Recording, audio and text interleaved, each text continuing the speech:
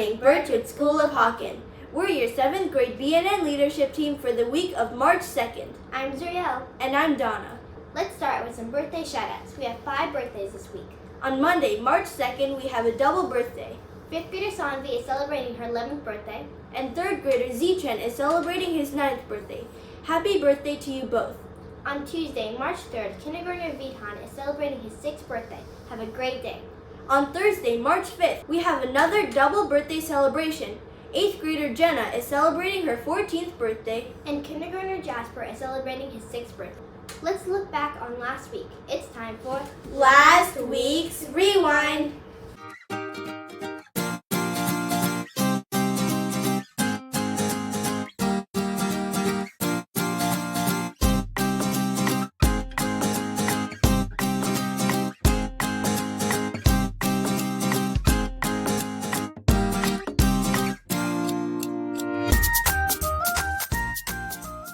Last month for Black History Month, we celebrated by learning about amazing athletes that impacted the history of sports.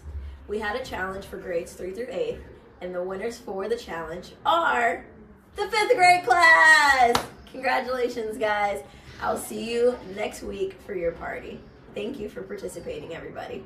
I am happy to join with you today in what will go down in history as the greatest demonstration for freedom in the history of our nation. 50 years ago, a great American in whose symbolic shadow we stand today signed the Emancipation Proclamation.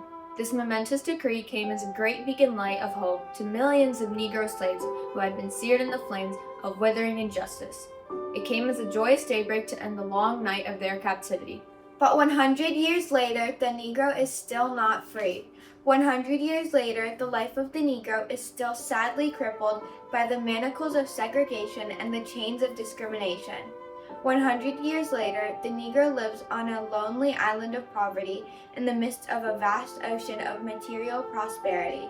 100 years later, the Negro is still languished in the corners of American society and finds himself in exile in his own land. So we've come here today to dramatize a shameful condition.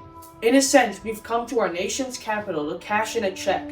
When the architects of our republic wrote the magnificent words of the Constitution and Declaration of Independence, they signed a promissory note to which every American was to fall heir. This note was the promise that all men, yes, black men as well as white, would be guaranteed the unalienable rights of life, liberty, and the pursuit of happiness. It is obvious today that America has defaulted on this promissory note insofar as her citizens of color are concerned. Instead of honoring this sacred obligation, America has given the Negro people a bad check, a check which has come back insufficient funds. But we refuse to believe that the Bank of Justice is bankrupt. We refuse to believe that there are insufficient funds in the great vaults of opportunity of this nation. And so we've come to cash this check, a check that will give us upon demand the riches of freedom and security of justice. We have also come to this hallowed spot to remind America of the fierce urgency of now. This is no time to engage in the luxury of cooling off or to take the tranquilizing drug of gradualism. Now is the time to rise from the dark and desolate valley of segregation to the sunlit path of racial justice. Now is the time to lift our nation from the quicksands of racial injustice, a reality for all of God's children. It would be fatal for the nation to overlook the urgency of the moment. This sweltering summer of the Negro's legitimate discontent will not pass until there is an invigorating autumn of freedom and equality. 1963 is not an end but a beginning, and those who hope the Negro needed to blow off steam and will now be content will have a rude awakening if the nation returns to business as usual. There will be neither rest nor tranquility in America until the Negro is granted his citizenship rights. The whirlwinds of revolt will continue to shake the foundations of our nation until the bright day of justice emerges. But there is something that I must say to my people who stand on the worn threshold which leads into the palace of justice. In the process of gaining our rightful place, we must not be guilty of wrongful deeds. Let us not seek to satisfy our thirst for freedom by drinking from the cup of bitterness and hatred. We must forever conduct our struggle on the high plane of dignity and discipline. We must not allow our creative protests to degenerate into physical violence. Again and again, we must rise to majestic heights of meeting physical force with soul force. The marvelous new militancy which has engulfed the Negro community must not lead us to distrust of all white people. For many of our white brothers, as evidenced by their presence here today, have come to realize that their destiny is tied up with our destiny, and they have come to realize that their freedom is inextricably bound to our freedom.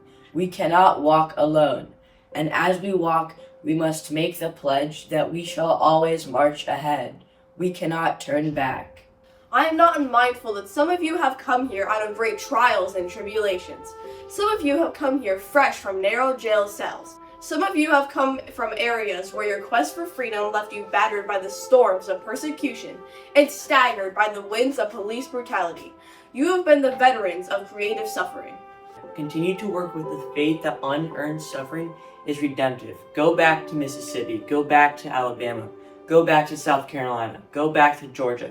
Go back to Louisiana. Go back to the slums and ghettos of our northern cities, knowing that somehow this situation can and will be changed. Let us not wallow in the valley of despair. I say to you today, my friends, so even though we face the difficulties of today and tomorrow, I still have a dream. It is a dream deeply rooted in the American dream. I have a dream that one day this nation will rise up and live out the true meaning of its creed. We hold these truths to be self-evident, that all men are created equal. I have a dream that one day, on the red hills of Georgia, sons of former slaves and sons of former slave owners will be able to sit down together at the table of brotherhood. I have a dream that one day, even the state of Mississippi, a state sweltering with heat of injustice, sweltering with heat of oppression, will be transformed into an oasis of freedom and justice. I have a dream that my 4 little children will one day live in a nation where they will not be judged by the color of their skin, but by the content of their character. I have a dream today. I have a dream that one day in Alabama, with its vicious racists and its governor trapping its lips, dripping with the words of interposition and nullification, one day right there in Alabama, little black boys and black girls will be able to join hands with little white boys and white girls as sisters and brothers. I have a dream that one day every valley shall be exalted, every hill and mountain shall be laid low. The rough places will be plain, and the crooked places will be made straight. The glory of the Lord shall be revealed, and all flesh shall see it together. This is our hope. This is the faith that I go back to the South with. With this faith, we will be able to hew out of the mountain of despair a stone of hope.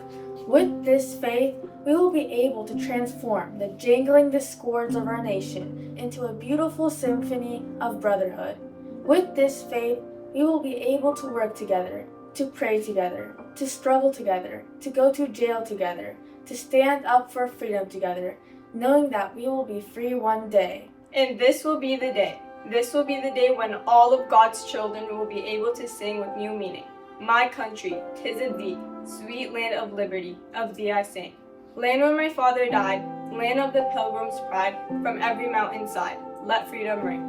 And if America is to be a great nation, this must become true. So let freedom ring from the prodigious hilltops of New Hampshire. Let freedom ring from the mighty mountain of New York. Let freedom ring from the heightening Alleghenies of Pennsylvania. Let freedom ring from the snow-capped Rockies of Colorado. Let freedom ring from the pervasive slopes of California. But not only that. Let freedom ring from Stone Mountain of Georgia. Let freedom ring from Lookout Mountain of Tennessee. Let freedom ring from every hill and molehill of Mississippi. From every mountainside, let freedom ring.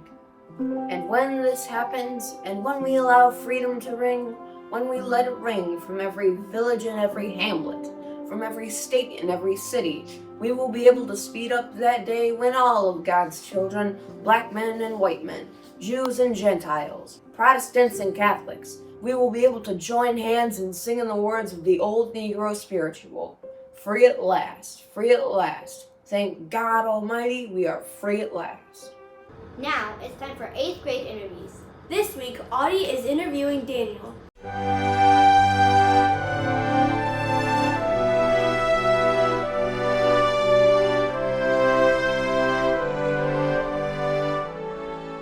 Hi Birchwood, today we're here with Daniel. Hi. So Daniel, how many years have you been at Birchwood? This is my 11th year here. What are some of your hobbies? I enjoy basketball, rock climbing, pickleball, and chess.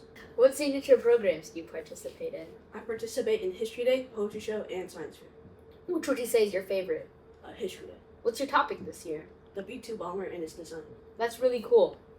What would you say is your greatest accomplishment? I would say my greatest accomplishment is making it to states last year to History Day. How do you keep thriving when things get tough? I focus on what I'm doing right now and try to do my best work. Daniel, you said you like chess, right? Yeah. I challenge you to a game of chess. I accept.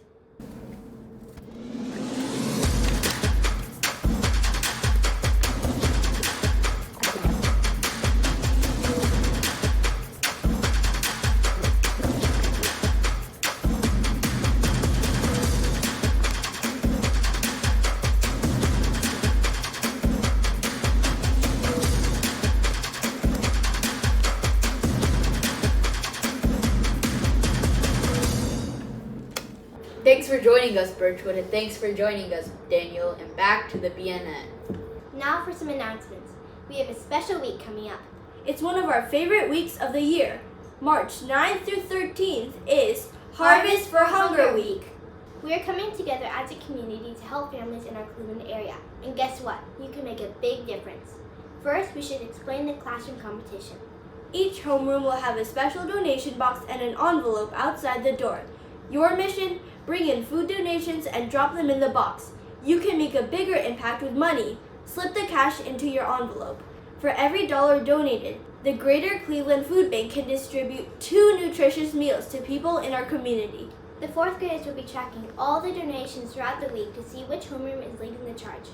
But here's where it gets real exciting, because we know you love a good competition. The homeroom with the most donations at the end of the week wins a pizza or ice cream party of their choice. The second place homeroom class will get the other party. We got this, 7th grade. But wait, there's more. If you donate, you get to participate in our awesome dress-up days. Let's break it down.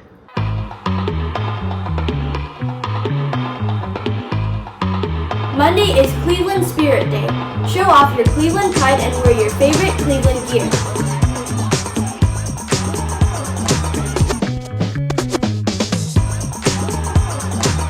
Tuesday is Favorite Color Day. Wear your favorite color from head to toe. Shirts, pants, socks, go all in. Wednesday is Senior Citizen Day. Dress like a wise and wonderful senior citizen. Think pearls, suspenders, cardigans, and lots of vintage flair.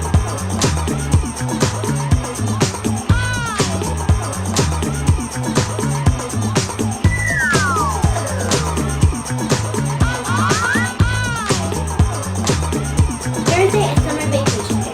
Dress like you're headed on your dream summer getaway. Bright colors, tropical prints, sunglasses, plenty of summer vibes.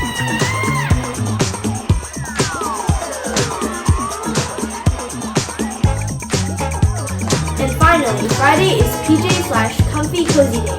Roll out of bed and come straight to school in your pajamas. Every can, every dollar, every raffle ticket makes a difference. We can't wait to see everyone dressed up, participating, and helping our Cleveland community. Let's make this Harvest for Hunger the best one yet. This Saturday is a big day for Birchwood. That's right, we have not one, but 2 major competitions happening. Our Math Counts team is heading to Columbus to compete in the Math Counts State competition. And our talented historians are representing Birchwood at History Day Regionals. We are so proud of our hard work, dedication, and preparation. We want to wish each and every one of you the very best of luck. That's all for this week's episode. Thanks for watching. Have a great week. And remember, Birchwood, keep smiling.